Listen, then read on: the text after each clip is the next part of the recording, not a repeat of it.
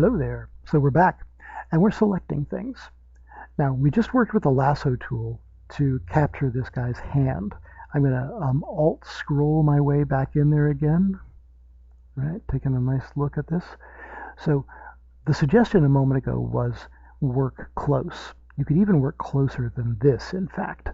Now there's a few things you need to know about this. First of all, the real world is not made out of tiny squares. And that means that when you're in a world that is made out of tiny squares, things do not play as nicely as you'd like. There's nothing really smooth in here because at the baseline, everything looks like a flight of stairs, right? You want to see, right? That's what we're selecting. And not surprisingly, that's not really exact. It's kind of a mix of too close and too far away most of the time. Now, there's some things we can do to modify this that are kind of interesting. So let's just use this. Let's leave this selected for a moment as an example, and I want you to watch what happens here. So first of all, I can continue to amend this. If I'm too close somewhere and I'm too far somewhere else, do you remember the Shift key and the Alt key? Shift adding to selection and Alt taking away. So I'm going to just pretend I don't already have that setting turned on there. So if I need to select, say, a little bit more of here, see, I'm starting inside the selection, and I'm doing as much of a soft curve as I can in there, and coming back to where I started. All right? What about here? What if I feel like I need, actually, let's say I need a little less of this. Well, in that case, I'm going to hold down Alt, and I have to start outside the selection and sort of gently scrape through it and come back to allow that release there, right? And I've taken a bit away. Over here at this side again, I feel like I want to go a little further out.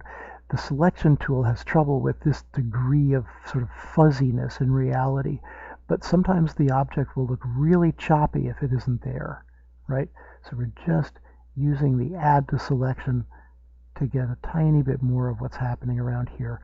Fingertips fading out into white light around them, for example, do not show up super well in here. There's a little bit of a missing one there, right? So that is doing it by hand, doing hand by hand. But here's the thing. There is a selection menu, and select has all sorts of important things inside of it. But for example, it has modify, and this is worth knowing about, right? So we have border, smooth, expand, contract, and feather. Let's go ahead with border to start with, right? Now, border selection is essentially relating to Photoshop's awareness of edges. So in this case, I'm going to start with a big enough number that you can see some change take place here. So what if I decide to work with the border by 10 pixels? You can see it's essentially formed a big open loose border around the selection area. There are times when you want something like this, but it's admittedly one of the rarer things you want to do. So let me walk that back, Control Z, and I'm just back to my earlier selection. Select, modify. Take a look at smooth, right? Smooth, as I was kind of indicating, is important, because there are moments where things will look like they're ripped and jagged if you don't carefully do this. So let's see. What if we smooth? Again, it's worth doing it by a big enough number to see the change. So here's 10. Take a last look at the selection as it is right now. And when we smooth, it got a lot looser, didn't it? Let's walk that back and let me show you a more gentle version of smooth. Select, modify, smooth. Let's say 3. Okay, watch closely. And you might not have even seen anything change because we've got it pretty loosely feathered right now. But the idea is essentially that it will make a soft buffer zone of pixels.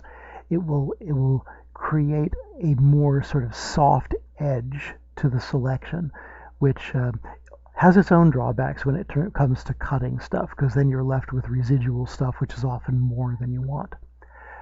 Let's undo. Right now, not a lot left here. Oops, it's time for me to quit.